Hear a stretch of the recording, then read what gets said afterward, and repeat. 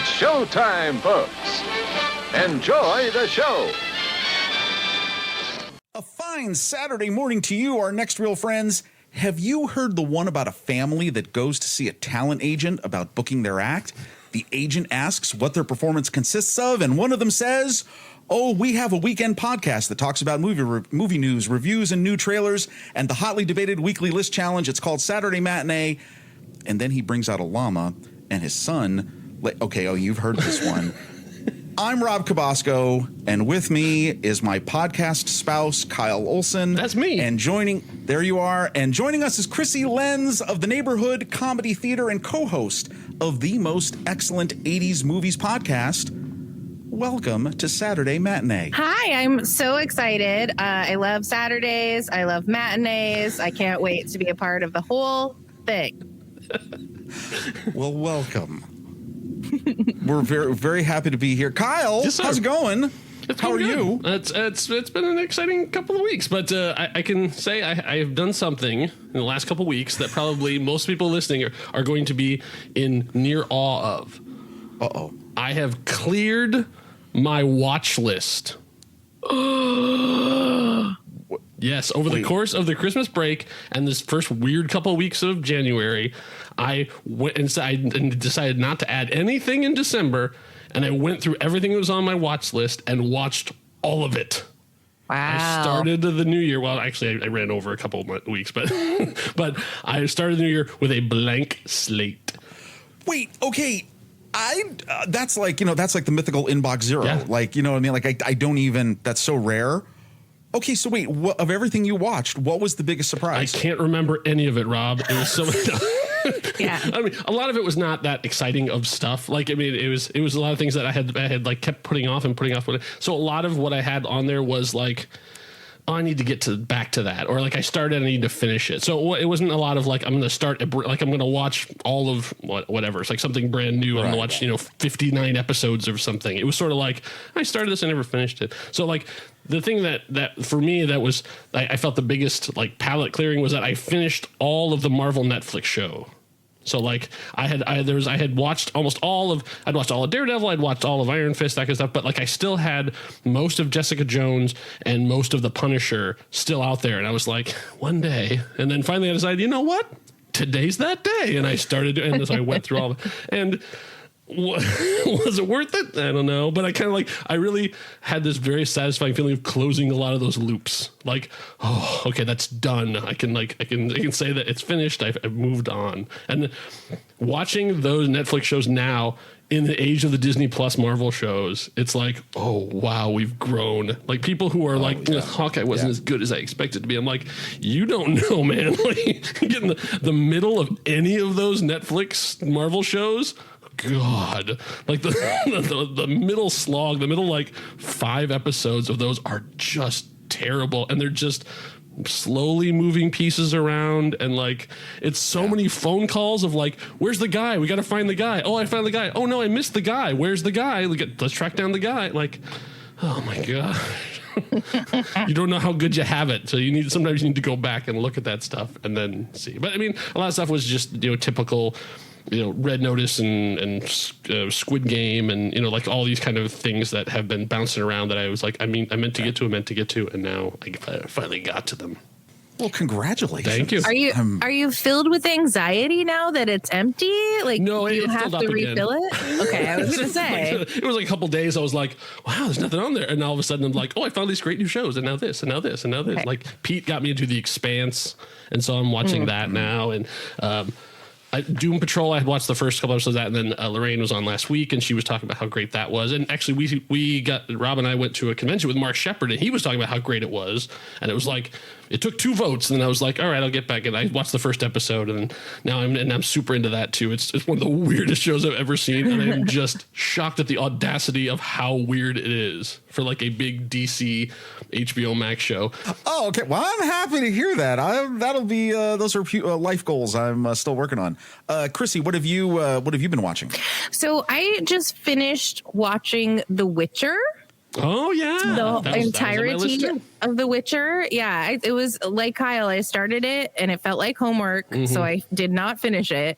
And then I was just like, "We got to get through this. We got to do it for Henry Cavill. Let's get in there." So I watched all of it in a very short period of time, just like one into the next. And I thought it was great. It is a lot like homework. I'm still not entirely sure that like people would show up on screen and I'm like, okay, now who is this? Yes. Now who is this? Did we see this guy? Did we meet this guy? Like, where did he come from? Feeling, and I decided to just embrace the mystery and just be like, okay, well, as long as they know who it is, that's all that matters. Like in the second season, when the fire guy showed up, I'm like, am I supposed to know who this is? Was he from season 1? I have no idea. Is he connected? I don't know. So I just kind of I don't know. Yeah, at some point I'm like, I think I would remember if Graham McTavish had been here before. Yes. Like, I think I would have remembered if he had been here before. Yeah. And then like, there's all these moments where, you know, of course they're like, it's blah, blah, blah of yada yadasville. And you're like, oh, of course. Like, I'm not even going to write it down. I'm just going to let it go by. That's right. I can talk in depth on all the weird stuff in Dune, but like I can't tell you a single country from Witcher, and I've seen every episode of it. Like, this country's invading this one because they hate them from invading that one. Okay. I just decided to like let it just. Are they countries? Are they countries? Or are they villages? So? Or are they one castle and a moat? Like, what is the distance? Yeah. How long? It takes one day, apparently, to get from Sintra to the Witcher town of, like, Kaer Morhen. But it takes a week the first time. And then 15 minutes the second time. Yeah. And there's just like, he's like, oh, yes, well, of course, Siri knows the way. And I'm like, does she? It's the woods. How does she know? In the first season, there was all this like, we need to get there. And it's like 3 episodes of them getting to the place. And now in the second season, they're just like, I don't know, portals. And they're just like, shoop, and like, let's just jump from place to place. I guess we'll go in the portal. And like, you know, so I really enjoyed it. And I had to just like let go of grasping it all. Like with the Game of Thrones or Lord of the Rings or something that's like equally dense with places and people, and these kind of people are this certain way. Like I really always felt like I needed to like understand it, have my hand firmly on top of it, like, you know, and just know everything about every single type of person or place. And with this one, I was like, no, I'm not doing the homework. You tell me, Henry Cavill, like, you point your sword at whatever you want me to pay attention to, and I will pay attention to it. Yeah. And in the end, did that work for you? I mean, did you find you enjoyed it, or were you just like, oh, that's done? No, I did enjoy it, and I'm excited to see more. I might read the books. Just, you know, there's the completist in me that's like, yeah, but you could understand it if you read the books. Is all I'm saying. You could read the books and then you'd know. I did. In the end, I loved it. But I at least half of every episode, I was scrolling through my phone going like, wait, not all Witchers have white hair and yellow eyes. I was pretty sure that I was understanding that every Witcher was a Henry Cavill type experience. Quite surprised to learn that they are not. And also, you know, Queer Eye. So it's a real mixed bag. Did you go back and forth? Like what's episode of one, episode of the other? Yeah. Yes, exactly. Oh, that's fantastic. What about you, Rob? What have you been watching? I've been watching, I'm totally into Book of Boba Fett because there is so much. There's a lot that is going on already, and just by the time we're doing this, the third chapter. So I'm enjoying that, and I'm enjoying watching all the videos on YouTube that people are dissecting it. I think that has become just as much fun as actually watching the episodes, which I think is cool. My wife, I think I mentioned this before, she is on an old show binge. We are almost done with the 3rd season of Boston Legal. Oh, wow. Okay. And I got to tell you this. I don't know if I've mentioned this before. That show, infinitely watchable again, if you're into that type of comedy, because it is comedy, but it also is dramatic too, relevant today. that show is still relevant. He was ahead of his time on a lot of the discussions about cultural issues and politics. Is it Boston and everything. Legal or Boston Public?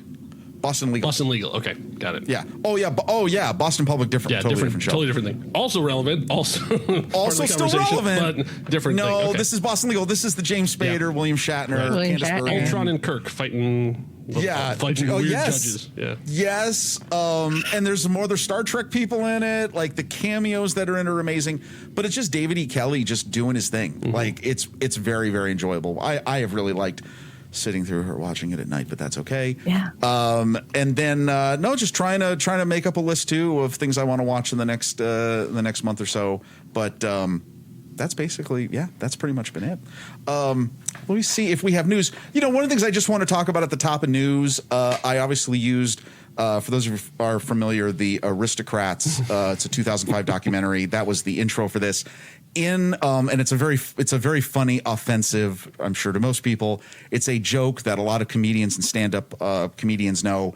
The documentary from 2005 has a great feature with Bob Saget in the documentary. And that's what I thought of because I just think about how great he was in that and a lot of things he'd done. Obviously, it was incredibly sad to hear of his passing, but it's also great to see the love that the industry had for him and the people who've worked with him. So just thinking of him. By the way, that's the Aristocrats, not to be confused with the Aristocats. Slightly different When vibe. But when you're doing your very searches, interesting back-to-back viewing experience. Depending on which one goes first, but sure. So what's the latest news? I did see in our a news bot, there was this great article that Krissy, I'm sure will want to talk about. Michael J. Fox has watched Back to the Future. He watched it over the holidays and he discussed it. And it was really heartwarming to hear his reaction. Oh, I love that. Our most recent episode of the podcast is Back to the Future, and we saved it and saved it and saved it, and then we were like, no more saving it. Now's the time. It's so good. I love hearing that he has warm feelings about it because, shooting that for him must have been pretty intense. He was doing Family Ties at the same time. So it's like Family Ties by day, Back to the Future by night. Thank God he was willing to work so hard because we needed you, Michael J. Fox. Right.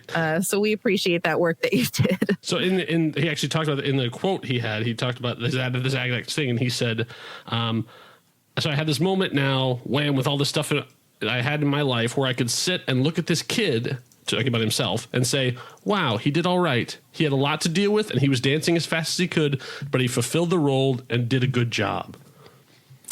He did. Oh, and it's so nice to hear somebody while they're alive, still talking about their work in a really positive way, because Back to the Future is something that culturally we're going to treasure for the rest of our existence. It's like one of the nicest pieces of art that we've made. And so, and he's brilliant in it. And we talk a lot about how the magic of Michael J. Fox and Christopher Lloyd together, you couldn't recreate that with a different two people. As we know for a fact, you couldn't recreate it with different two people. And so, I love that. I love that he looks on it with fondness. You could not say that louder or more articulate. Anyone who is hearing these words, don't touch that franchise. Don't touch it. Don't touch it at all. The thing that's amazing to me about that one is that there's so many blockbusters that come out that are high concept, like a big idea and big special effects too. But what you have to be able to is pare it down to what is the story about. And I think that's what's fascinating about Back to the Future is would my dad like me in high school?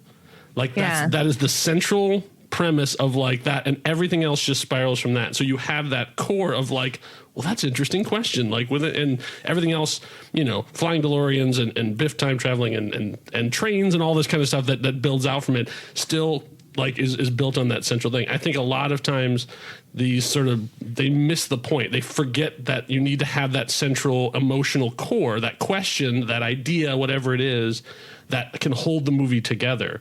I mean, in addition to like 1,000 things going right for Back to the Future, you know, the right director, the right performers, the right special effects, all that kind of thing. Like it's that central piece, I think, that a lot of these things miss, and then that means that they don't have a heart, and then it just ends up being empty spectacle, and it goes away. Whereas Back to the Future, like you say, will outlive all of us. And it's you know, one of those rare pieces where the sequels are every bit as enjoyable as the first one, and equally hold up, even though, you know, they were a little off on 2015, but they tried hard. And it's, so they asked that question too in the second one, like, would he like himself and as an adult, like the kid he is now, will he like the version of himself he grows to be?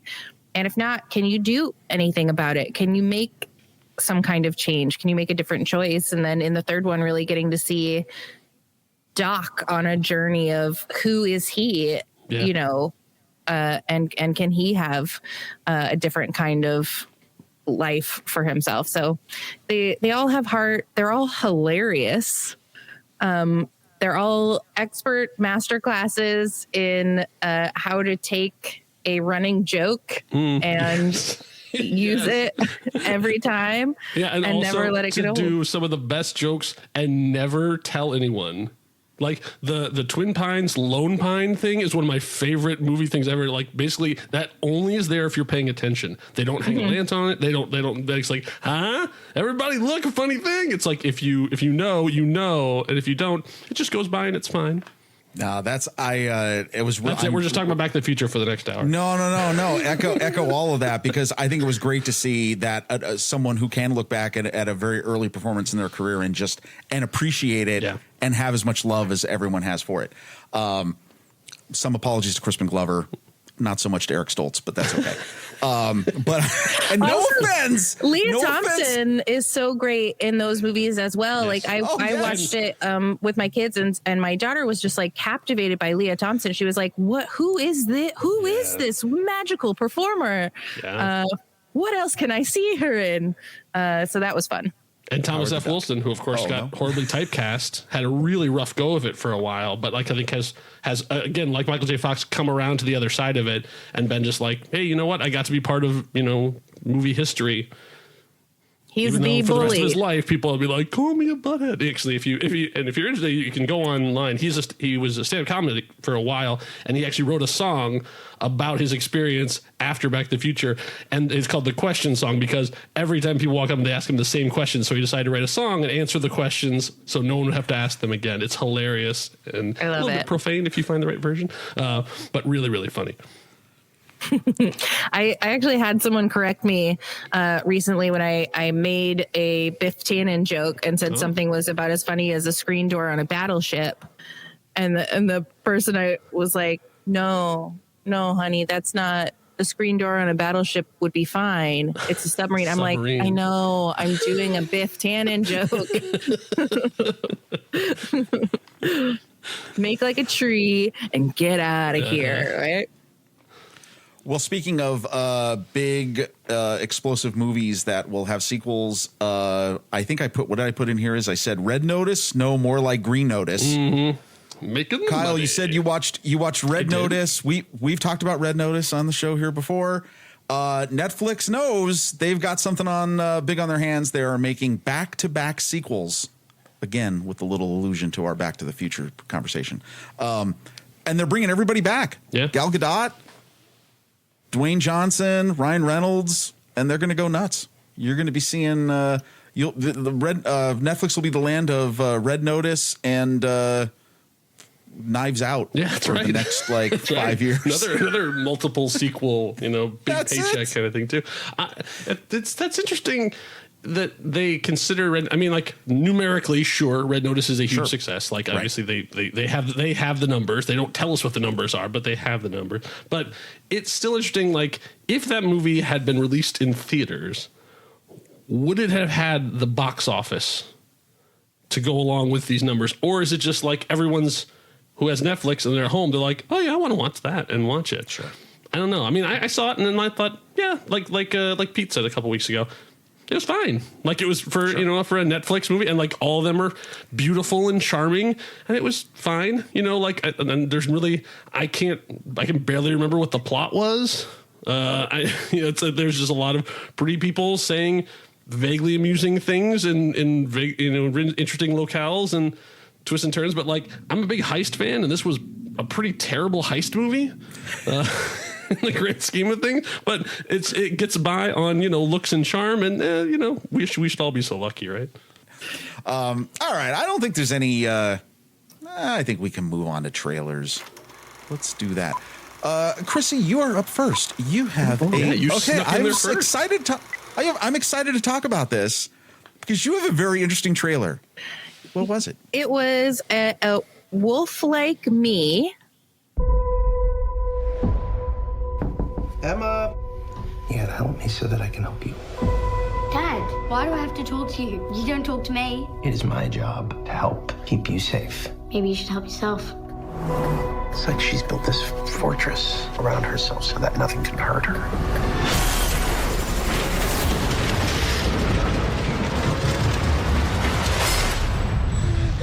Em, you're okay. Are you okay? She got a panic attack. Look at me. Look at me. I know where you're at. What did you say to her? Which is a Peacock original. Mm-hmm. There's two words you probably have not said a lot. Yeah, I was confused. I was like, okay, all right. But it's really, I don't know where to start. Like it's pitched as like a supernatural drama comedy. Mm-hmm. But the preview is so moody that it doesn't, it's a little bit weird because so you've got Isla Fisher and Josh Gad, who you'd think comedy. Sure. Two people who are very amusing to watch, very lovable and quirky and cute, being very moody and mysterious, and you're not sure what's happening. And they're just walking through fields and standing on hills and gazing out windows and looking like they're making some kind of like very serious movie. So I'm not sure. Like the tone of it was really, really intriguing to me. Like it seemed like they were putting a really serious hat on some really goofy people in what I'm pretty sure is a movie about werewolves.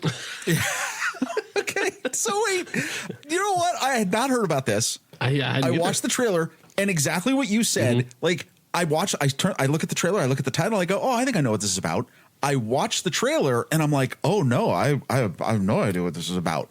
Until the last 5 seconds of the trailer, and I go, oh yeah, it's totally about what I thought it was. It's what I thought it was when I first thought I knew what it was, yeah. But did you not think that's brilliant? Because guess what? I have Peacock because of wrestling. Yeah, I want to watch this because now I want to see what happens. Mm-hmm. I mean, I think it's brilliant. And Josh Gad, this is a really nice role for him in a pivot than what he's, obviously been doing for a lot of his career. I'm very curious to see this, and I think this is a notice that Peacock is one of those streaming services that you haven't seen a lot of their investment in their original productions. True. You're going to start seeing that because they're trying to compete. Yeah. And I'm so intrigued by it. It's the story of Josh Gad is a single dad. Apparently there's some mystery there. His daughter is somehow having some mysterious issues. And then all of a sudden Isla Fisher comes slamming into their lives. But yeah, you're literally, you're like, well, she's a werewolf, right?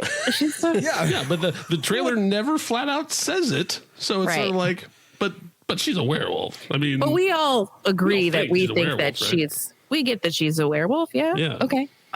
I was because once she's in that Hannibal Lecter cell, right, which is you clearly can see the scratch marks on the inside. Yes. There's no trademark howl, I guess. So there's. But I love that. I love that it's not. It left you very much wondering what is the take on this? So kudos to that. You know what? I think far too often trailer editors, the people who do that, give out too much. Yeah. This was done in a very smart way. I will absolutely watch this.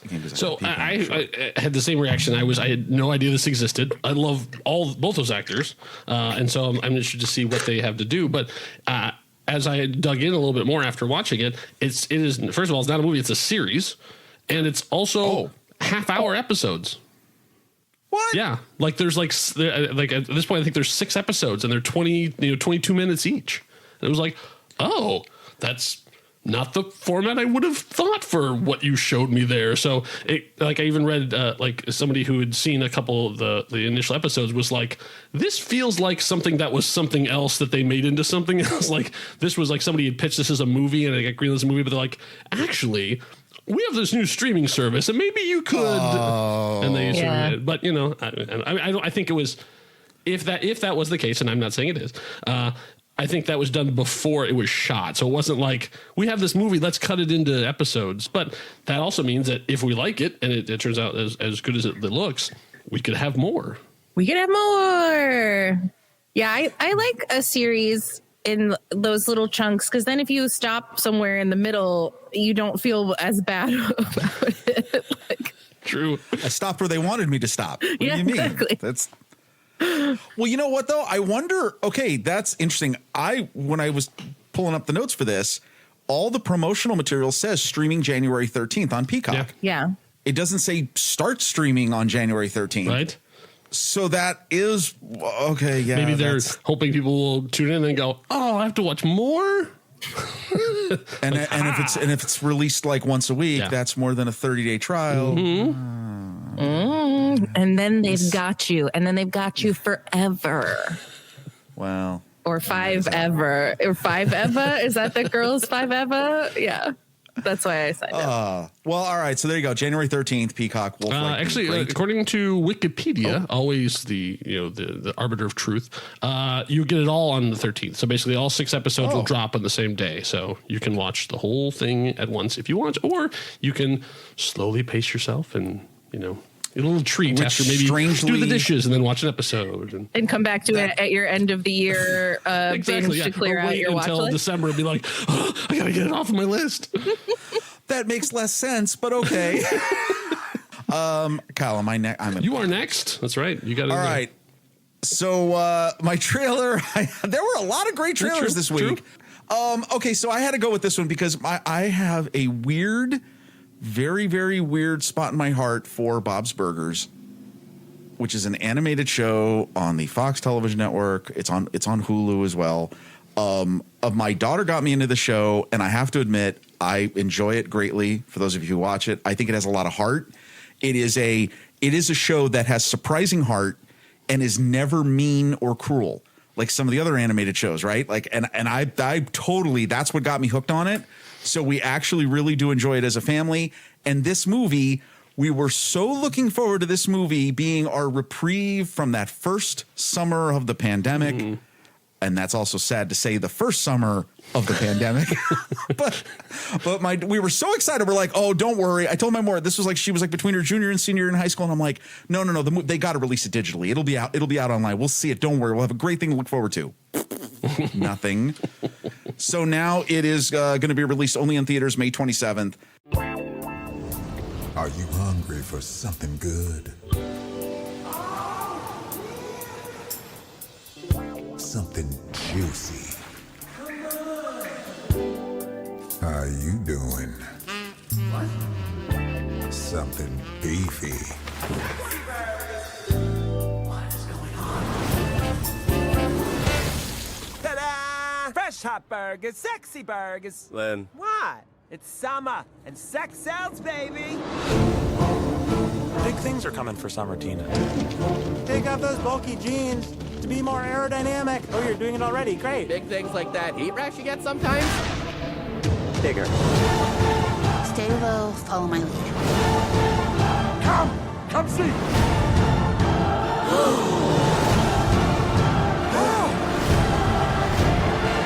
How about what? Just the gasp is great. Thank you. Like this? think we got it. That last one was good.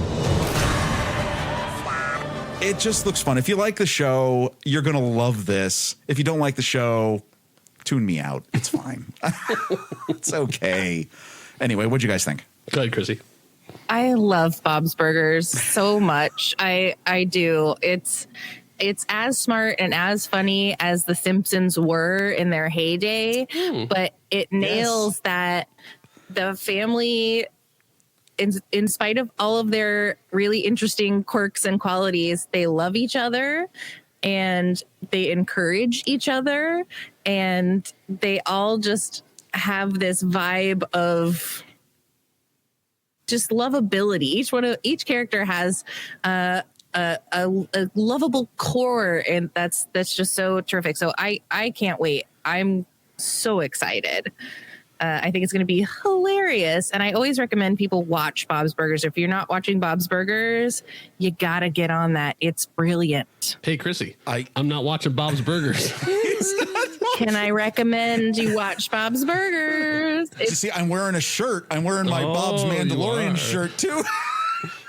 You will not regret it. I'm not against Bob's Burgers. There's a lot of shows that are on that I'm like, ugh, not for me. I just don't get it. Like, I watched the first episode and I was like, this is supposed to be a comedy, right? It's the first season. Again, season was a little... Yeah, I get that. They were finding because it's very different. That show, if you go back and look, whether it's I don't know if it was the pilot or the pre-production pilot, very different show. Yeah. Like, it was just a very different show. They had a very different comedic side that they were trying to hit. And the show has evolved. And by the time you get to the second season, it's really fun. I'm just curious. Anyway. I honestly don't know the answer to this. Is there a reason that the two lead females on the show are played by men? They just do the voices that they. Well, they just do the voices that they wanted. They were doing the voice. They have the voice. They have the sound that they were after for the characters. Mm-hmm. Okay. Yeah. So, is there a preferred jumping on point then? I would say anytime after the first season. Yeah, you can really jump in anywhere. It's not like there's like arcs that you're gonna like really miss out on things. Like, you can jump in almost anywhere. And the new season that is coming out, or that's current, is also great. So you could jump in on any one of those. They have really fun Thanksgiving episodes, which I always recommend are a great place to start. They have really fun Halloween episodes. One of my favorites is the now I'm not going to be able to think of the episode where the wolf of the wharf has escaped. Do you know the one I'm talking about, Rob? I know the one. I don't know the titles. My daughter would know. Mm-hmm. But any of the Halloween or Thanksgiving ones are going to be great. But this is the one. Die Hard the Musical, when Gene writes Die Hard the Musical and Working Girl the Musical. He writes the productions of those. Those are great ones.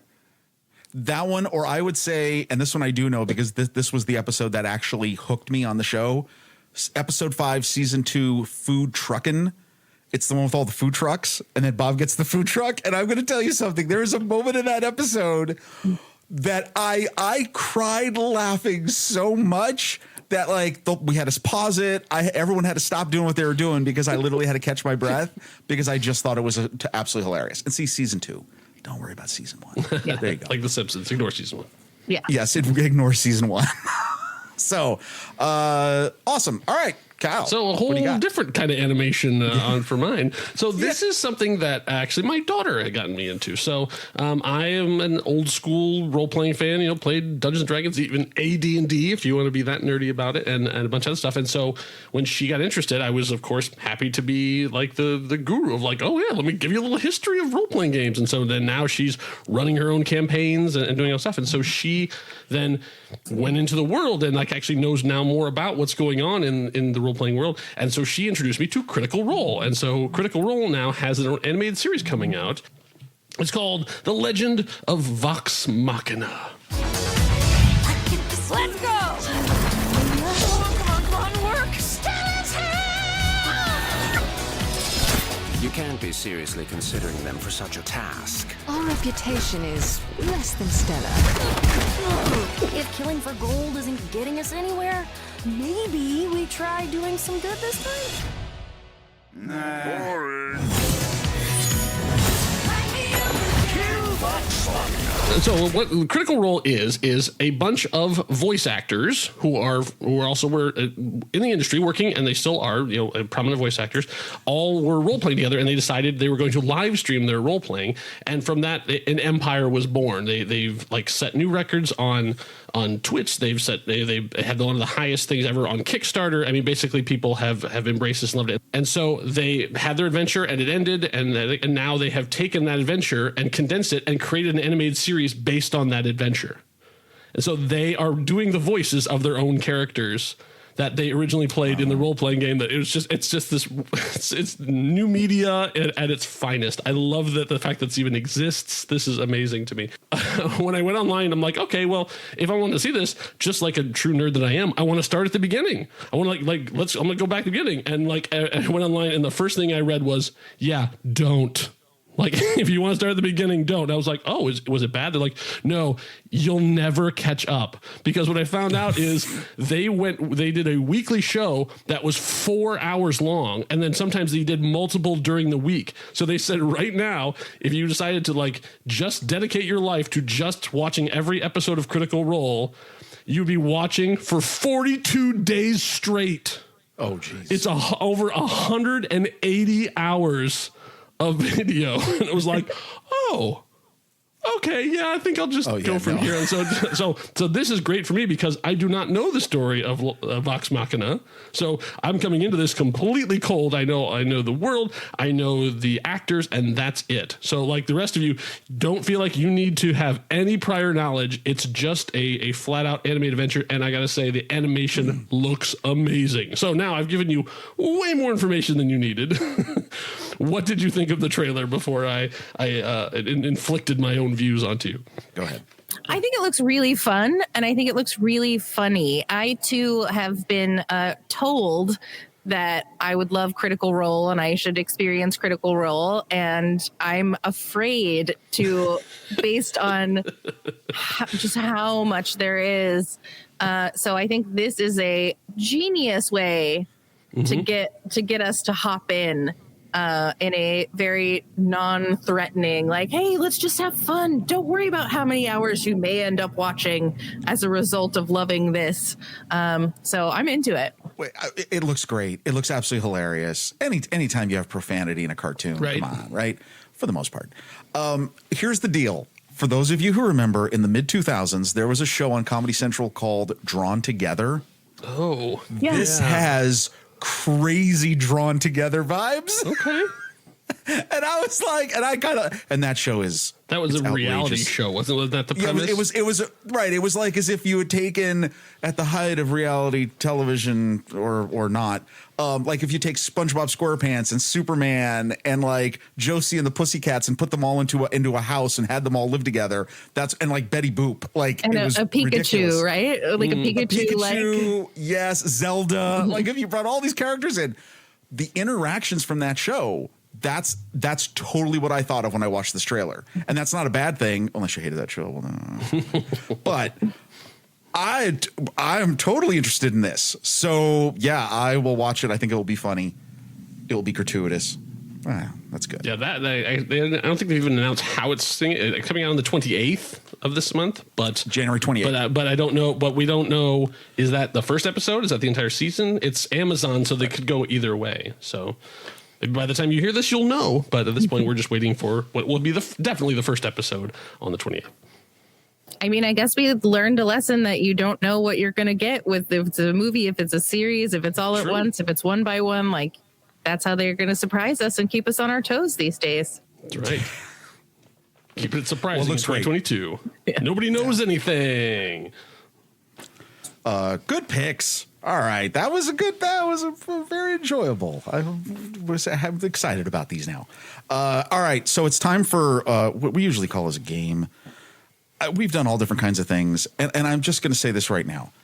I was so excited, Krissy, that you were coming on. I thought, okay, what can I do to bring in some of your world in here?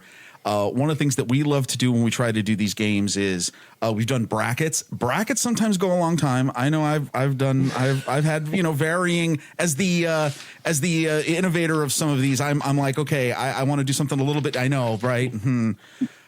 So we're gonna do something different. This is just gonna be matchups. Ooh. These are just matchups. I am going to present to you a matchup. It's going to be of movies, and the two of you will hash it out which one wins. Where did I pull these movies from? Oh, that's right. I pulled them from a podcast called The Most Excellent 80s Movies Podcast. So this is heard of it.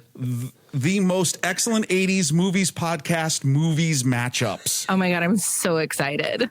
So the rules are Krissy and I then have to pick one of the two. You're gonna do, right? And then if we can't, then you have to be the tiebreaker. Then I will be the tiebreaker. Okay. Oh, okay. And there's no other rounds or anything. This is just it. Well, we're just doing. I know the movies that they've covered, and so there's nothing but winners here. So it's just going to be. Well, I don't know. There's a couple of real headaches in there.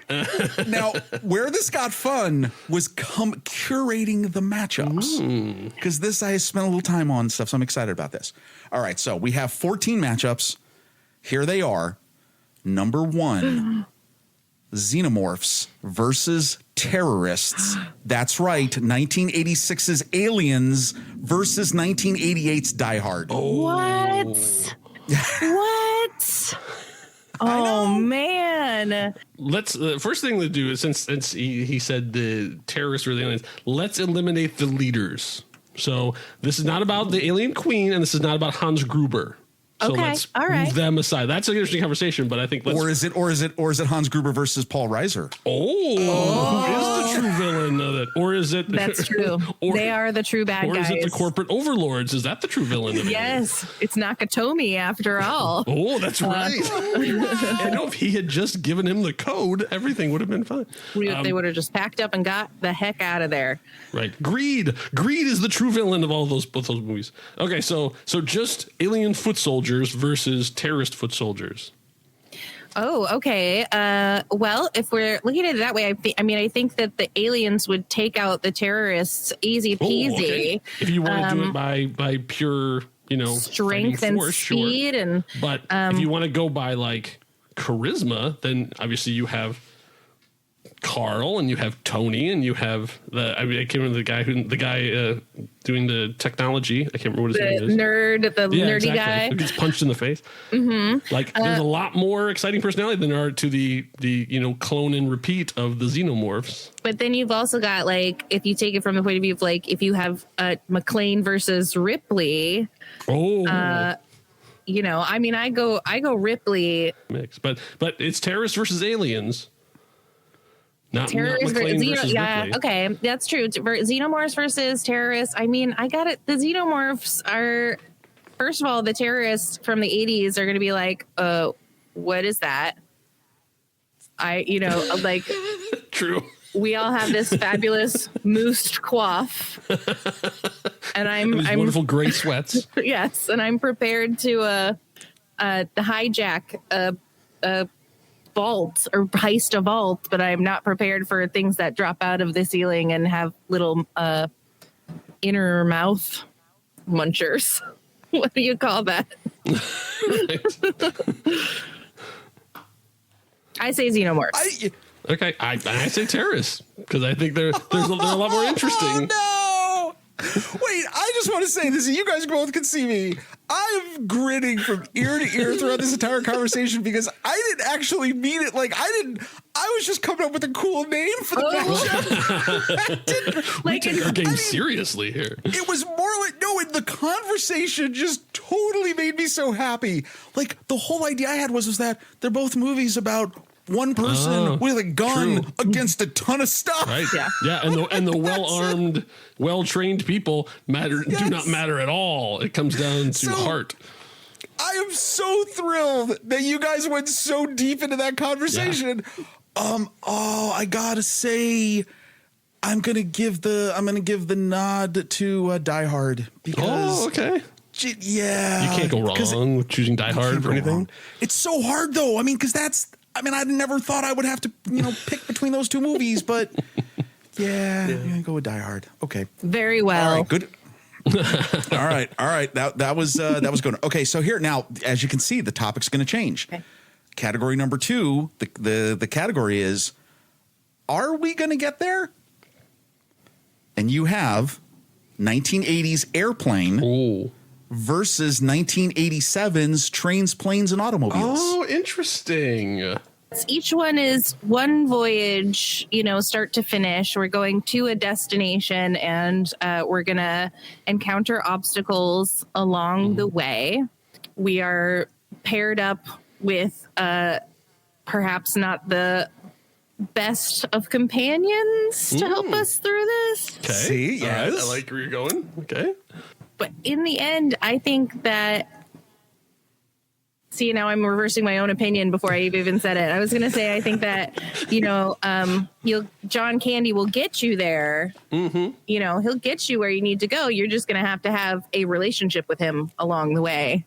And that's the price of doing business.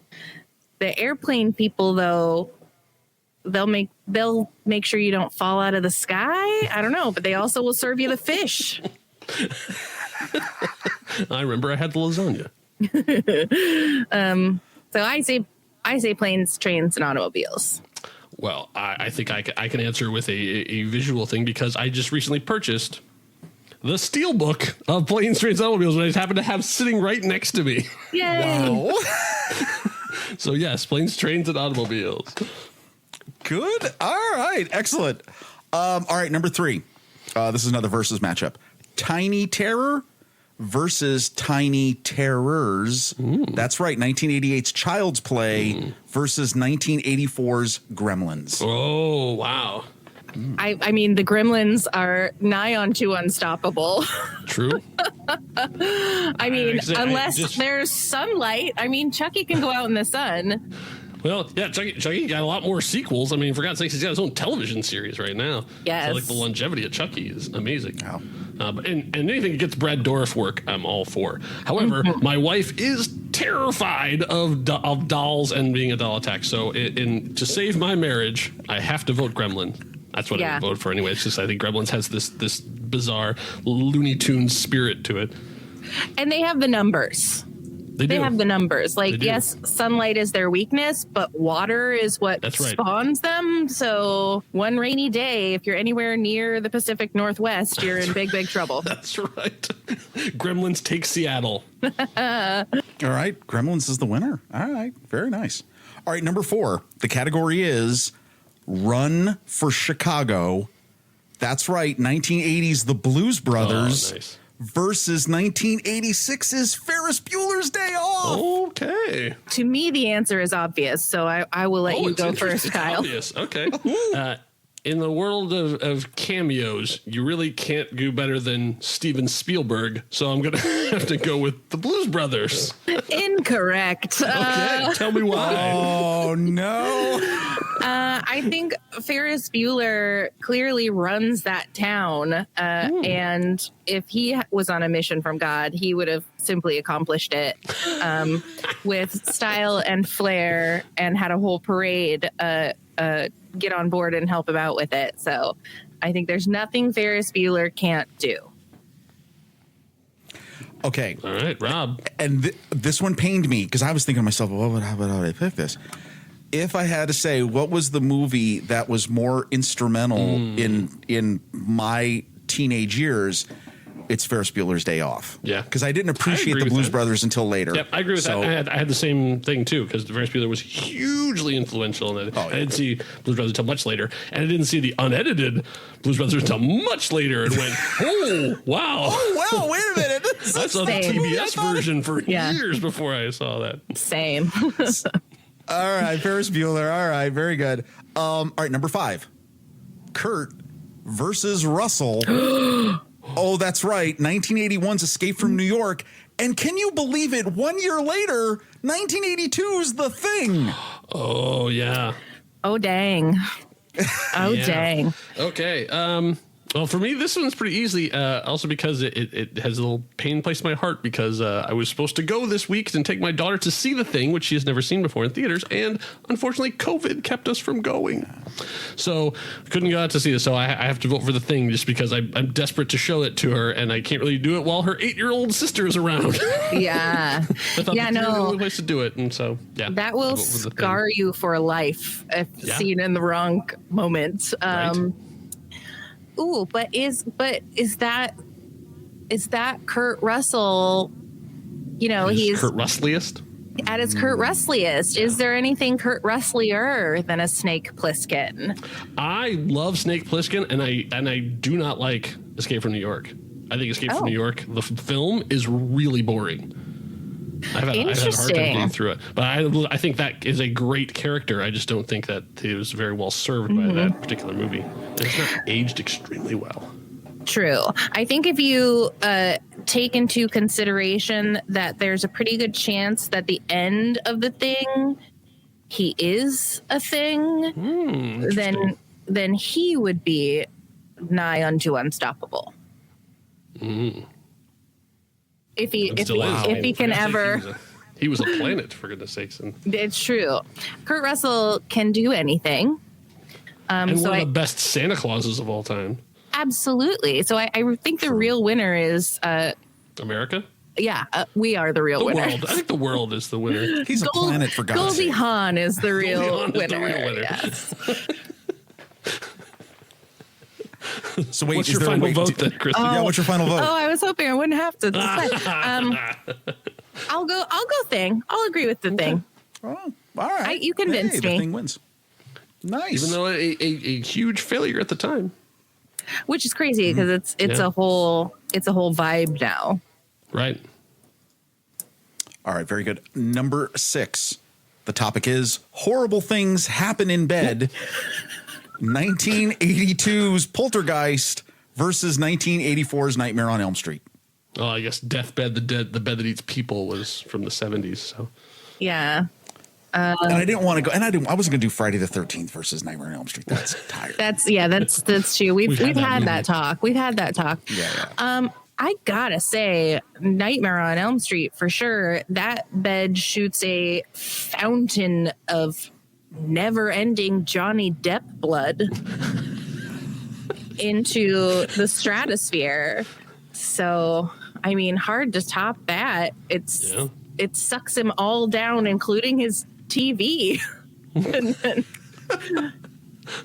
those were not cheap at that time. No.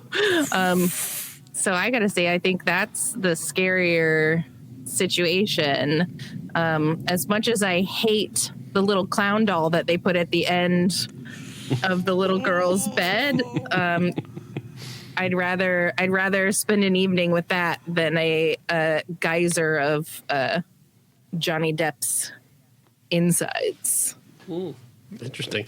It's a funny little bit of trivia that has come across our paths this particular week because the house that they used for Nightmare on Elm Street just sold this week for almost $4 million. And Rob, do you know what else was shot at that particular home? No. Well, if you'd have told me a year ago that I'd be locked inside of my home, that's the house that Bo Burnham shot inside in. I'm shocked. What? I'm shocked. I swear, scandalized. if you go on, find the Zillow listing for it, you can go and you can do a virtual tour, and the shed that's behind the house that they use for Nightmare on Elm Street is the place that Bo Burnham shot inside. What? Yes, and that house just sold for almost $4 million. Well, when you said that, I was like, wait, what? You mean the whole thing was no, it's in a shed. Yeah, it is in a little it's like a guest house, essentially. I mean, guest house, if you watch the special, because you see every single angle of it. Wow. Yeah, right? Mind blown. blown. I got to vote for Nightmare on Elm Street. That just for... Well, you're crossing generations with relevance. Right. I mean, that's a good investment. Yeah. Wow. Calling Airbnb. I mean, you're going to... My brain is as blown as two. the Johnny Depp blood. Yes. Good stuff. All right. So wait. So is Nightmare on Elm Street the winner? Yep. All right. Okay. Very good. All right. Number 7. It's cop versus cop. It's 1988's The Naked Gun versus 1987's RoboCop. Oh. I thought Axel Foley was going to show up in here. We haven't done Axel Foley yet. They haven't done it yet. Yeah. Okay. No, we keep putting it on the list, and then we'll get excited about something else and forget about it. We got to do that one soon. Maybe we'll have y'all on to discuss it. Nice. Well, here's the thing, though. If anyone could mess up a RoboCop scenario, it would be Leslie Nielsen, right? Yeah. Would that not be an amazing crossover? God, it would be so seriously. good.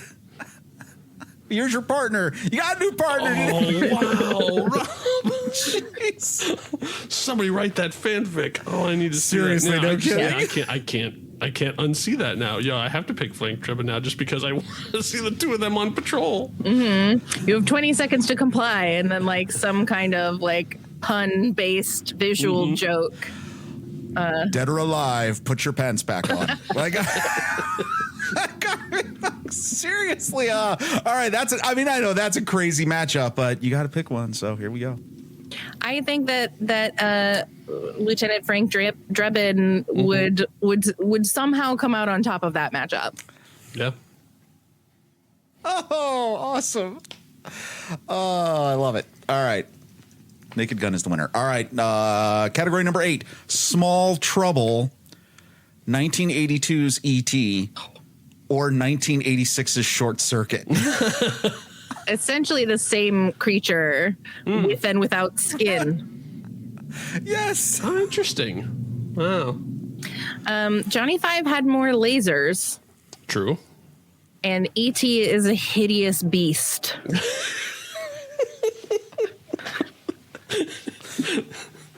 I would agree with that because basically that movie also has not aged well. Like, you watch it now and you're like, what is going? Like, why was this appropriate family? And interestingly, that is the movie that almost destroyed The Thing. Like, I mean, it came out almost the same time as The Thing, and everybody was like, E.T. And everybody's like, what are you doing with this weird alien taking over people's? And like, no, aliens are cute and they touch flowers and bring them back to life. What are you doing? This whole running around with a dog? Like, come on.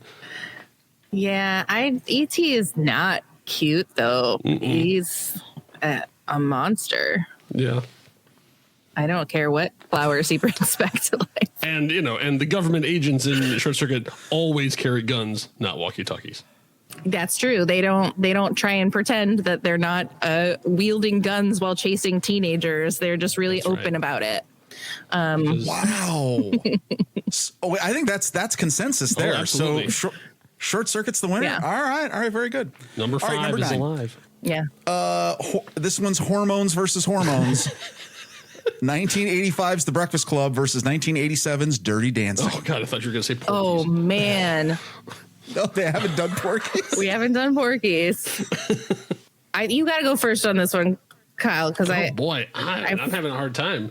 I'll just talk randomly until you get into something. There is a wave of female empowerment in Dirty Dancing, I think, much more than that. I mean, like, points can be made. Like, I've heard the debate and stuff too, but the fact that there is enough of a debate, I think, makes it worthy of sort of higher discussion or whatever, just because it's not just a typical like young girl falls for handsome guy kind of thing. There's a lot more going on, especially in that world. Plus the fact that it still is part of the cultural lexicon, like that nobody puts baby in a corner is still like, here it is, 2022. And you can say that and everybody knows exactly what you're talking about. I'm like, that's a movie from like 40 years ago. And like, everybody's like, no, I know exactly what it is. I've had the time of my life. I mean, there's just so much of it that, and they've only done one quasi sequel, which has its own weird. And nobody speaks of that. Nobody speaks of that, right? And so it came through intact because of that. Like, right. It's sort of like they try, like, we do it again. No, doesn't matter. It's still like the cultural juggernaut. So, I mean, I think Dirty Dancing is hard to beat. Dirty Dancing. Well, I think the question is, are hormones good or are hormones bad? If hormones are bad, then we're seeing so much of the worst kind of hormones in the Breakfast Club. True. They're all just being triggered to be their worst selves. If hormones are good and they invite us to dance and find out who we really are and be lifted up both literally and figuratively, then it's dirty dancing. I'm about to throw a wrench in this whole conversation. I apologize, but here's the thing. So if you're seeing yourself as the girl or the guy in there, sure, but we're all parents. So who would you want your, theoretical daughter to date? Oh, Johnny Castle. Absolutely. Yeah, well, Johnny Castle. Answer. It's a stand-up guy. Yeah. Also, I am crazy for Swayze. And I'll vote Swayze almost categorically down the line. Yeah. And also, if we're thinking in terms of like what has the most effect on my personal hormones, it's going to be Dirty Dancing. Okay. Well, there you go. I think we've got a winner. I always vote with Krissy's hormones. That's a winner. The hormones win. All right. So, all right. Our next one. Bike or horses? 1985's Pee-wee's Big Adventure or 1986's The Three Amigos. Oh, wow. Oh, that's such a good matchup because they're both so weird. Oh, man. I love the completely gonzo, bizarre world that both of those things inhabit. And the invisible swordsman singing bushes versus large Marge and, oh, man. And the horses do sing a little bit in Three Amigos. They have the whole like boom, boom, boom, boom, boom, boom, boom, boom. But Pee-wee's bike is the MacGuffin that drives that whole movie. This is true. Three Amigos, they can get where they're going by don't they hang on to the side of a plane at some point? It's a mail plane. Now you know how you can tell. Yeah. And Pee-wee is really ride or die for that bike. True. And I think we all wanted Pee-wee's bike. Oh, heck yeah. Heck yeah. And in the 80s, which were a time ruled by bikes, if you had a bike, there was nothing you couldn't do. That bike was Bikes the were bike. Flying. I mean, yeah. Yeah, I think we're going to have to go with the basement of the Alamo, Rob. Yep. There's no basement at the Alamo. Excellent. All right. Our next one. This is another man versus man. Sylvester versus Stallone. That's right. 1985, by the way. Big year for Sylvester Stallone. Yeah. Rocky IV versus Rambo, First Blood Part 2. Or Second Blood. They should have just called it Second Blood. Okay, yeah, true. Okay, so remind me which one is Rocky IV? This is Drago. The Russian. Drago. Oh, that's Drago. Okay, that's Ivan Drago. Okay, montage. It's montage. He's dragging logs through the tundra. Okay. Yeah, I couldn't remember what happened in 3, so I was trying to remember if that was the uber super patriotic one. Yeah, both of those were just about screaming America in your face. Yeah. Yes. Rocky IV ends with a speech about how we can all just get along. Hey, yo. So I guess there's a possibility that it's supposed to be that Creed 3 is going to rewrite the narrative on Rocky IV, but we'll see what happens there.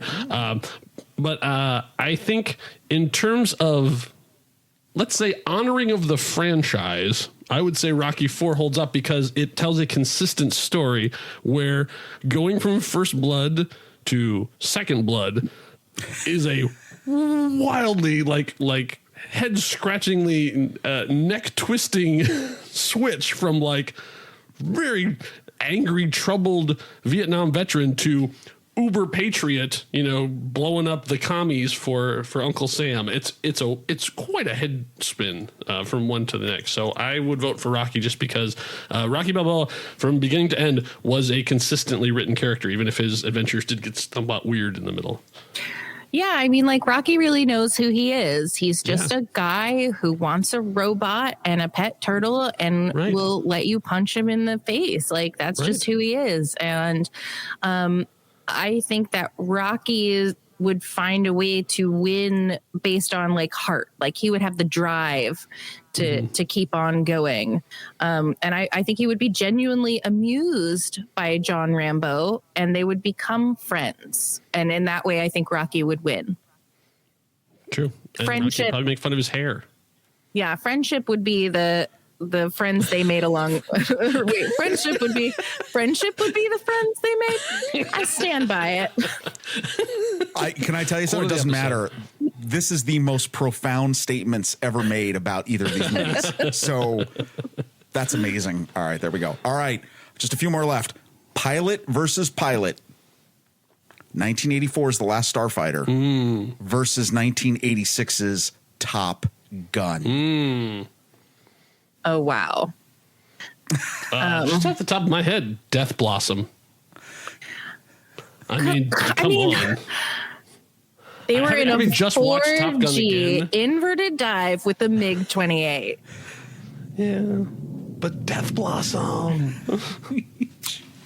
I don't know, man. I watched Top Gun again recently, and I'm like with my nostalgia eyes wide, like, oh man, there's a new sequel coming. I'm gonna watch Top Gun. I was like, this is not a very good movie. Oh no, it's not. Like, it's probably at least a third of the movie is just stock footage. It's a commercial for becoming a naval aviator. Yeah. But I started watching it again. I'm like, yeah, Iceman's right about almost everything in this movie. yes. Like he's the villain, but I'm like, no, I sort of would go on his side. Like maybe we don't need, wild cowboys flying around in these death dealing machines doing whatever they want. Yeah, I think maybe calm reason is better. When you're operating a machine designed to kill. Yeah, Maverick is the bad guy in that movie in every way. But I think that he would win. Like if they were just in a pilot off, like he would find a way to hit sky brakes. And then would they have their wingman? No. Okay. No. Okay. Yeah, then I can't believe I got asked that question, but yeah. So by that thing, no. then I'm gonna have to. I would say probably then, yeah, Krissy. Then you're right. Like like pilot to pilot, I would Maverick. Take Maverick. Yeah, Maverick is gonna win. No. And I can only hum that theme. I can't hum less. All right. Rob, okay. You take my breath away. You lost that love and feeling. Listen. Okay, you knew this was inevitable. This matchup had to happen. It was only a matter of time. That's right. It's Khan versus Nazis. Star Trek II, The Wrath of Khan versus Raiders of the Lost Ark. Wow. And I was in the room when Krissy recorded the Wrath of Khan episode. The Lost episode. The Lost episode. That's right. With a very, very involved fan. Yes. Who did not woman in her 70s who had a lot of opinions about Star Trek. Wow. Yeah. Yes, my co-host Nathan Blackwell is still mad at that lady. Who will not be named, clearly. No, we have no idea who she was. She just had in the recording of the episode, which was a live record, like it was with an audience. Like she really had a lot to say. I mean, I would love to see Ricardo Montalban go hard against some Nazis. I think that his vision of the world is possibly better. I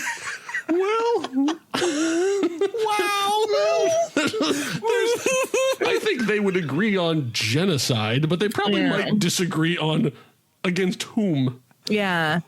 I mean, there are a lot of Nazis in Raiders, but who is your main big bad? I mean, in Raiders, is it Belloc? Yeah. Is it he? He gets his whole entire face melted off. Ooh, I think I have to just go for style points and say Khan. Yeah. I think the rich Corinthian leather of his chest really, I think makes the big bit difference. Because I think that personality will out, like having that guy as opposed to a bunch of people in matching uniforms. Yeah. Also, like, can you just picture like they're having their confrontation and he just like unbuttons his shirt and like unleashes the magic of his like glistening pectoral muscles, and that's what melts the Nazis. Yeah. That's and that guy could give a speech. Oh yeah. He would just, perform Shakespeare all the time. That's right. I'd be there for it. Yeah, I'm afraid in this case, Rob, the Nazis were buried alive. And Indy's not gonna. What can he do with those earworm things that he put in his helm? His hat, and then he put. No, you can't do that. Well, I think we've learned that Indy just has to do nothing, and everything will turn out all fine, right? Isn't that what Raiders Lock taught us? No. I mean, is that settled? Is that settled science now? Oh boy! All right, that's a good one. All right, so Star Trek II: Wrath of Khan winner. All right, so the last one, and I couldn't do this. It's just you're gonna have to hash it out. The category is Once Upon a Time. It's four movies: The Princess Bride, The Never-Ending Story, Willow, and Return to Oz. Oh, okay. That's brilliant, but also, how dare you? I know. Ooh. Oh boy. Ooh, yeah, I have strong feelings about all of these movies. Of course. Now, of those one movies, episode I was on your podcast was to talk about Return to Oz and be to rep the flag. Now, those are all great. But I think that Princess Bride is possibly the most perfect of perfect tens. And if I were going to live in one of those kingdoms, I would probably want to live in the kingdom of Princess Bride, because I would know the secrets of the fire swamp. Interesting. Okay, so if you go by the category of which would be the best place to live, or I mean, The Never-Ending Story would be a close second, but it never ends. That's true. I mean, come on, stories have to end. I would never ever want to go. This was nothing. Into the world of Willow. No, no, thank you. And I wouldn't want to go to that scary ass Oz. Yeah, it's pretty terrifying. I gotta say, I mean, I'd say by God, man, I love all those movies.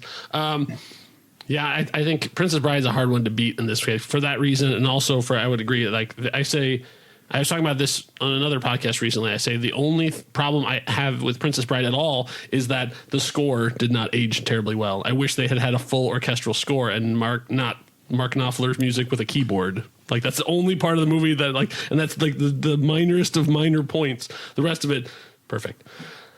So yeah, I think Princess Bride. The Princess Bride is hard to beat in pretty much any category. Princess Bride. Princess Bride. That is awesome. All right, you guys did fantastic. that was the most fun I've ever had in my entire life. Well, I get. Here's the thing: if you you got a lot of living. No, fine. Okay, here's the deal. Not only is it great just because of all the wonderful movies that you've talked about in your podcast. You know what that list is? If you're ever looking for amazing double feature movie nights in your household, there you go. Yeah. Because that's incredible pairings.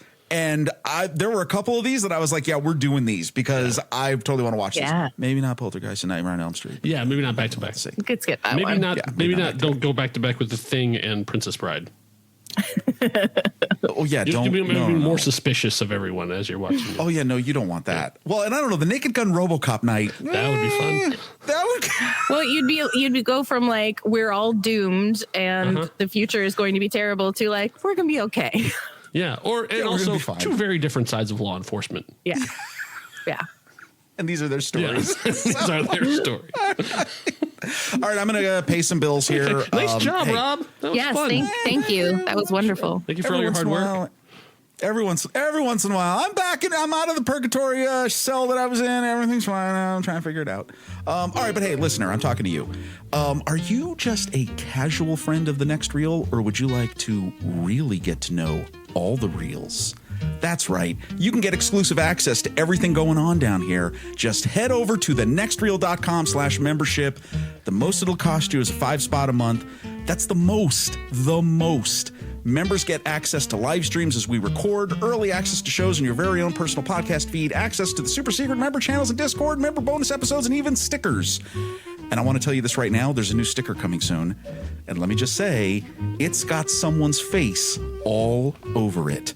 You'll want to put that face on your stuff. And I know it's just a secret. It's coming. Don't worry. If you're wondering what movies the next reel is going to be talking about in the coming weeks and months, you can visit our headquarters page on Letterboxd. That's no 30, where you'll find a list of all the movies in the 2021-2022 season. And while you're there, Letterboxd is offering a discount to anyone listening to the next reel. Just use the code NEXTREEL. That's with 3 E's. Anyway, at checkout, and you can upgrade your Letterboxd account to Pro or Patron with a 20% off discount. The discount also works for renewals. That's it. All right, we got to do this. It's the Me Memorial List Challenge. Krissy, this is sometimes an infamous segment of the show. Really interesting last week. Funny old Robs is the topic. No. And I had all these Rob Reiner movies. I think if you go look on the sheet, I think it's funny old broads, not funny old broads. Rob. I corrected myself. I had that list of Rob Reiner films, which I will save for a later show. But then I was like, I picked Princess fine. Bride 3 times for that one. So it's really good. Funny old broads, because we're still, yes, all our memories of Betty White. That was a great conversation in last week's episode. We've got this. So funny old broads, and we are going to go in order of the trailers. Krissy, what's your first pick? Oh, goodness. Oh, gosh. Okay. This is the problem with getting in your trailer first, is that you also be first in everything else. Oh, yeah, you're first now. Sorry. My first choice is I Love You to Death. Okay. A movie from the very early 90s that stars Kevin Kline and Tracy Ullman. And the funny very Italian themed, if I remember right. It is. So he plays an Italian gentleman who is married to Tracy Ullman, who is not Italian. I think she's they're slightly different. They're like Eastern European or something like that. And she discovers that he is cheating on her, and with her mom, who is the funny old broad, hatches a plan to kill him by poisoning him, shooting him, hiring hitmen to try and kill him. And it's a very funny, very overlooked movie. Tracy Ullman's best friend is played by River Phoenix. And there are two hapless hitmen played by John Hurt and Keanu Reeves. Wow. Yes. And I have the voice of the mom in my head when everything she says is really hilarious. And she says in her very fun accent all the time, "Can you imagine? Can you imagine?" And it's great. Wow. I know that movie existed, but I have never seen it. It's really funny. Okay. Well, I think I remember it because that was Kevin Kline's heyday. And not that he's never had a down day, but I mean, like his heyday, there were a lot of great movies that he had out in the early mid 90s. Great pick. All right, I'm going to go. I'm next. Okay, my first one. Okay, in the mid 90s on that theme, we had this boatload of politically themed movies, either about people who had lives in politics or after. And there was this incredibly odd movie in 1994. It starred Nicolas Cage and Shirley MacLaine, called Guarding Tess. Oh, yeah, I've seen that. And so Shirley MacLaine plays kind of like a Nancy Reagan-esque widow of a president, and Nicolas Cage is the Secret Service agent assigned to her. I will tell you, there is a soft spot in my heart for many of these types of movies. The My Fellow Americans, all of like, and of course Dave. There's another Kevin Kline movie.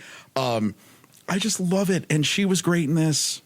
Guarding Tess. Wow, and another movie I had not thought about in years. Solid pick. It's interesting. For all of our first picks, we all chose fairly obscure movies because that also fits into my thing as well. So I'm picking a movie. So for mine, my theme is basically scene stealers. So like all the women I have chosen are mine are not necessarily weren't necessarily the lead, but like had a very small amount of screen time, but did a maximum amount of damage during that screen time. They were just amazing. They come in, they kill, and then they get out. So first one is actually from a pretty obscure movie from 2008. It's called The Women. It was written and directed by Diane English. The gimmick of The Women is that everyone in the movie is a woman. There are no men in the movie at all, and that includes every crowd scene, every restaurant scene, everything. There are no men in it at all, and there's a lot of fantastic female performances in there. Like the movie itself is, but the one who I remember and comes in and like has basically one great scene is Candice Bergen. Candice Bergen comes in one scene as like the mom of sort of one of the main characters, and just has this incredible lunch with her daughter, and just I remember that it just burns the movie down and then just exits. Like it's just fantastic. Like I said, I actually tried to find it and I couldn't find it again. I only found like a little clips on YouTube and stuff too, because it's kind of an obscure thing. But yeah, so Candice Bergen, because even just Candice Bergen herself. Love a Candice Bergen. Yeah. Well, and we're watching her on Boston Legal right now. Nice. On those when she had her. She is hilarious, and the stuff that she did on that show. Let me just tell you. A lot of range. She always makes people me who think of her as only Murphy Brown, like you don't know. She's got she's got a lot of. Great pick. All right, Krissy, what's your number 2? Okay.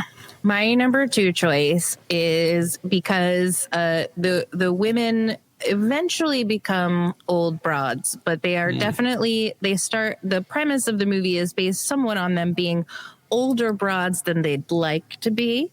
And so I chose Death Becomes Her. Oh, great choice.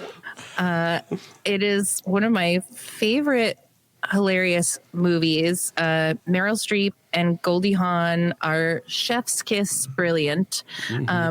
Bruce Willis is great in it too.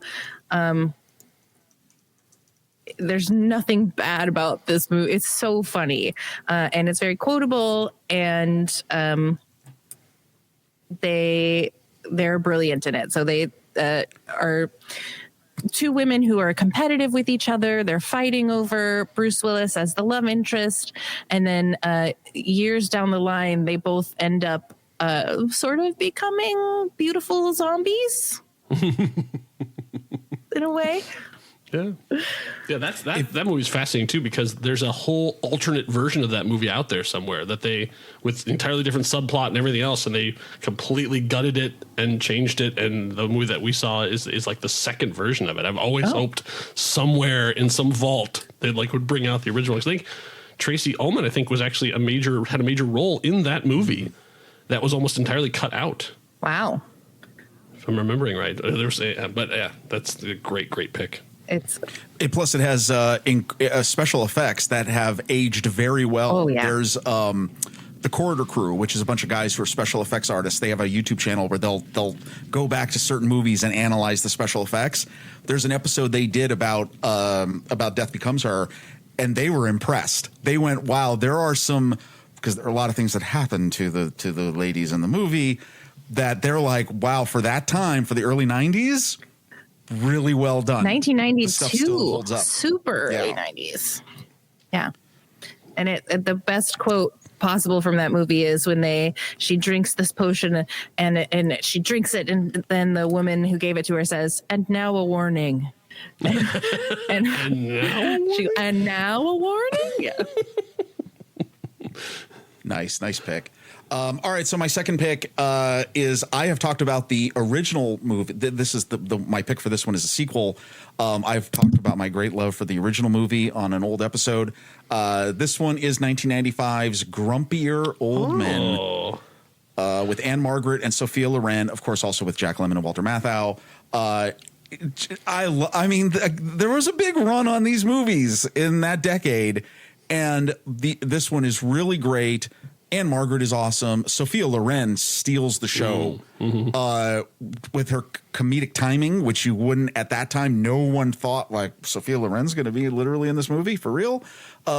Just a great fun movie, and you give props to just masters of comedy of a generation that are in that film. Yeah, actually, some of the scenes from that movie are actually shot in my dad's old hometown of Faribault, Minnesota. Oh. Exterior shots? And some interiors as well. Oh, wow. Yeah. Oh. Shout out to all my friends in Minnesota, including Lorraine, who was on last week. Up there getting through probably a terrible, terrible January, because I lived through many terrible Januaries up in Minnesota. Oh, and Matthew. They're all terrible. Matthew's up there, too. Oh. From the Marvel Movie Minute.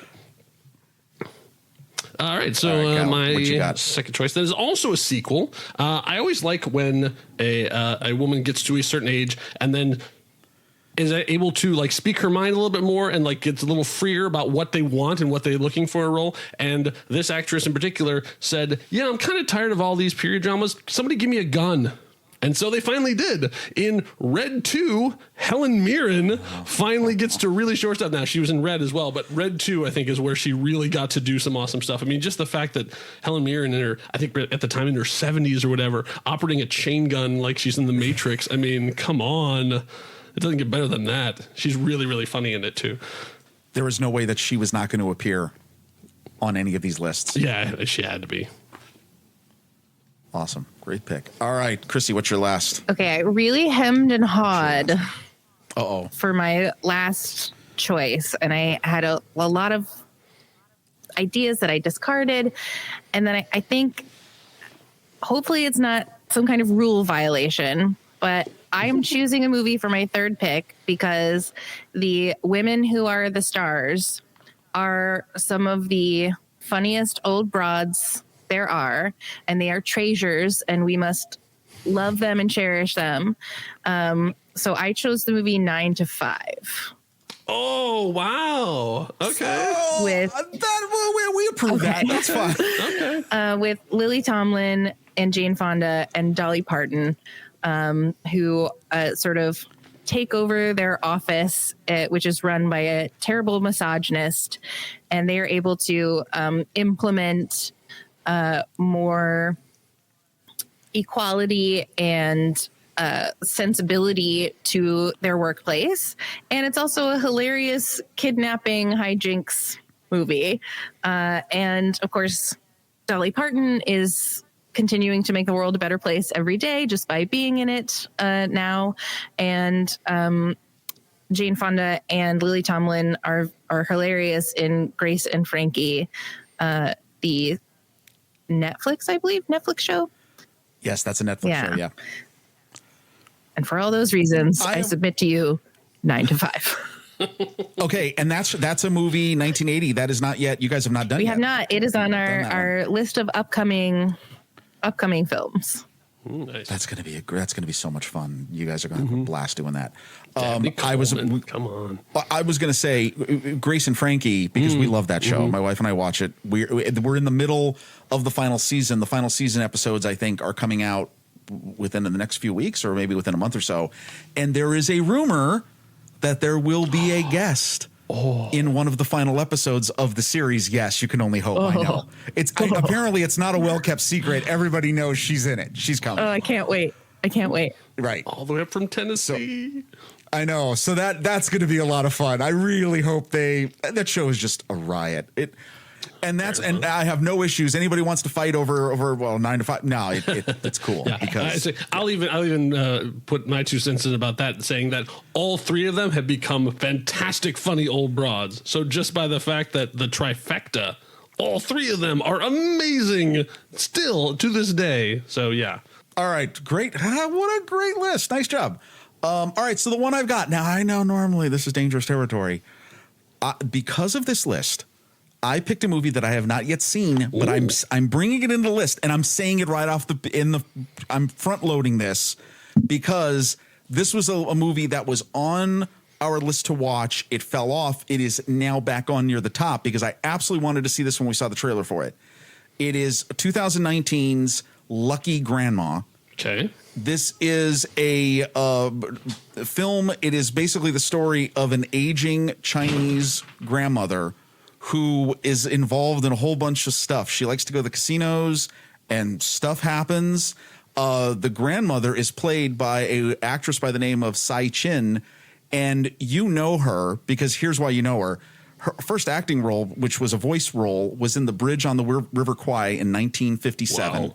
She is a Bond girl from You Only Live Twice, 1967.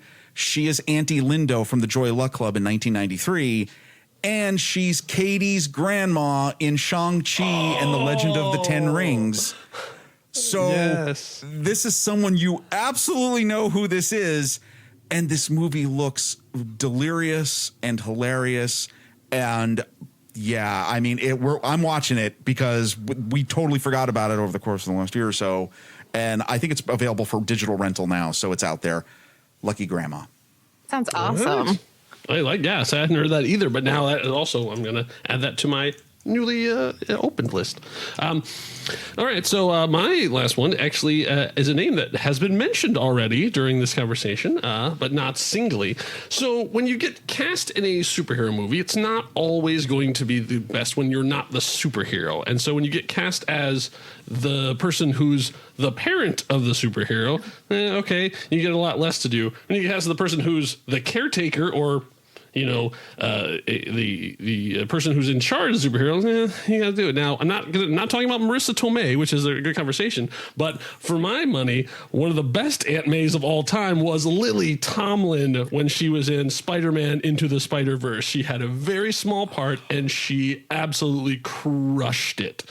She obviously has her animation chops from being Mrs. Frizzle. Or Miss Frizzle for many, many years and stuff too. But like just with the very small amount of lines she got, she was just such an amazing character. I mean, just the fact when, Dr. Octopus shows up at her house and she's more like, really? Like, it's just amazing. So Lily Tomlin still, after all these years, still amazing. Good pick. Oh, all right. That's great. So did you have any alternates, Rob? I had the one I picked, and I've only seen this movie because I watched Margie watching it one day, was Hello, My Name is Doris. Oh, I've heard of that. Which is Sally Field, and she plays an older woman who was a caretaker for her mom. She goes to work at a much older age, not advanced age. Sally Field, she's timeless. Another Aunt May. But there's a whole, yes, another Aunt May. It's a very funny, sweet story about her adapting to all this and stuff, and that was my backup. Okay, Krissy, did you have any others? I had two others. One was the Royal Tenenbaums. Angelica Houston is technically a grandmother in it. True. Even though she is also timeless. Yes. She is hilarious and in such a dry way that she's genius. And then the other was Lake Placid. Of course. Yeah, we talked about that last week. Yes. Betty White. Actually, they talked about last week because of Betty White. Yeah. Of course. But I felt like that was too obvious. Yeah. Okay, wait. I'm glad you brought that up. I just want to say this because when I listened to last week's episode and I was like, oh no, Lake Placid, because that was everybody was like, wait, Betty White will say those things, right? And Oliver Platt, that movie was amazing. I went to go find it. Actually, Oliver Platt. Yes, and he's on a weekly series on NBC, I think, right now. Wow. He's on like one of the Chicago. Oh, okay. One of the Chicagos. Eventually, acrobatic paramedics works or for something. Dick Wolf at some point. I think it's required. Yeah, at this point. I mean, like he's on one of the Chicago, the people who fix things. Did you know that there's like 3 or 4 sequels to Lake Placid? No, really? Yeah, and they are totally in like Piranha 3D. Does the Marine eventually fight at Lake Placid? He does. There is one where it's the crocodile versus something else, like a sharktopus or something, versus the Scorpion King. Yeah. When did this happen? And there's part of me that wants to watch them. They're really fun. My son is 11, and we love watching a shark a big shark do anything. So we watched all of the, like, we saw one where a shark became Santa Claus and terrorized a small town. It was called like Shark to Claus or something like that. Sharky Claus or something like that. And we've watched all of the NATOs, all of the Meg, all the Deep Blue Seas. There are a lot of Deep Blue Seas. And there are a lot of Deep Blue Seas. Oh, yeah, that's true. I don't know if you've noticed now, but you have stumbled onto a gold mine of another podcast you should be doing. Just movies about sharks. Movies about sharks. It's done. My last one, I kept basically 4 aces in my pocket just in case of anything, because there's a movie that stars 4 funny old broads, and they happen to all be dames. Tea with the Dames from 2018 has Judi Dench, Eileen Atkins, Joan Plowright, and freaking Maggie Smith. Whoa. So at any point, I was ready with 4 queens. Nice. Wow. Yeah. And that is such a fun movie because it's literally just like they put they had at a table, they gave them tea, they pointed the cameras at them and went, go. And that's it. The whole movie is just the 4 of them just chatting with each other. I love that. Dream come true. Yeah, exactly. It's like it's 75 minutes and it's the tea party you wanted to be invited to. Kudos to this challenge with not a single Steel Magnolias reference. Oh yeah, true. I mean, yeah, that's pretty. Yeah, there are pretty funny old dames in that one too. Yeah, well, Olympia Dukakis. I mean, I was trying to can I come up with something else for Olympia Dukakis? Weezer. So, now the challenge before us, Krissy, is we have to figure out what next week's crew is going to have to be doing. So we got to think of a category, and usually it's just basically the stuff we've talked about. So what have we? Well, obviously 80s movies we've talked a lot. We've talked a lot about sharks and monsters. Rob, anything that comes to mind? Wow, we had that great conversation about Back to the Future. I mean, yeah, time travel. Yeah, that would be neat, right? I unfortunately cannot vote on this because I will be on next week, so I can't. Oh, that has stopped. That's never stopped anybody. No, you can't recuse yourself. I have to recuse myself because I'm literally hosting next week. So like, is there a time travel with an asterisk we can put on like time? Oh, we can. Oh no, wait, hold on, Krissy. Now it's you and me. We can do whatever we want. How about time travel movie starring Michael J. Fox? Okay. Let's make that. Well, I need to put my trailer in now then, so I can do it first. No. Okay. Wait. Yeah. Like, what would be? Yeah. Because time travel. Like, oh my God, there's so many great movies. There are, but are there like? You know? Yeah. Oh, I can think one immediately popped into my head. That is like one of my favorite time travel. I will say it after we're done with the show. We'll talk about it. Or no, we won't because Kyle's on. No, yeah, you don't get any of our picks. How about Okay, so my nominees are time travel movies, the best love story in a time travel movie, or the best dangerous animal movie. Oh wait, not time travel, just best dangerous animal. Just a totally different. I love it. Different side. Wait, throw one from outside, like.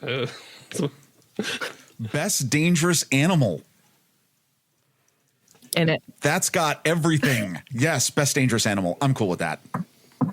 And I say, do you want to make it so it can't be man? Like, oh yeah, man is the most dangerous animal. Oh, best dangerous. You want to try and like, tweak the language enough so people won't just be like non-human. John animal. McClane is clearly the best most dangerous animal because think how many terrorists he's killed. What if it's like most dangerous scientifically modified animal? Ooh. But then it could also be humans. Like non-human. We just got non-human. Go yeah. Just throw non. It's either that or time travel westerns. Just saying. Oh my God. Time travel. No, the best time travel movies that have Abe Lincoln. Time travel. Best dangerous non-human animals who travel through time movies. No, it's you're onto that. I like that. Best dangerous non-human animal. There. That's wonky enough. That's what you're choosing? That's what we're choosing. You got tons of options. I can think of 4 movies right off the top of my head. Me too. All right, so you're gonna have to put that on the coda because I can't even remember it. Yeah, I'm doing best dangerous non-human animal. Non-human. All right, okay, this was a gigantic episode, but I'm going to tell you something. Absolutely had a blast. This was incredibly entertaining. I have movie lists now for several weekends. Krissy, you have been a delight, and thank you so much for joining us. Tell us what you're doing. What's going on? Oh boy, in your world? Well, this was, as I said, the most fun I've ever had in my entire life. But yes, please listen to the Most Excellent 80s Movies podcast. It's the podcast where a filmmaker and a comedian rewatch the 80s movies we think we love or might have missed with our modern eyes to see what we think of them now that we're all grown up. And it's a lot of fun. So you can find that anywhere. Just, search the Most Excellent 80s Movies podcast or at Most Excellent Pod on all of the interwebs. Very good. Kyle, what do you got? We're still in pre-production on everything right now, so it's basically just like I'm going right back here into the mind to continue editing it and writing and things. But I have a really weird recommendation for very open-minded film fans out there, because as much as I love a big Marvel multi-million-dollar extravaganza stuff too, I really like a crazy indie movie where you can tell they made it for like $50 in a dream.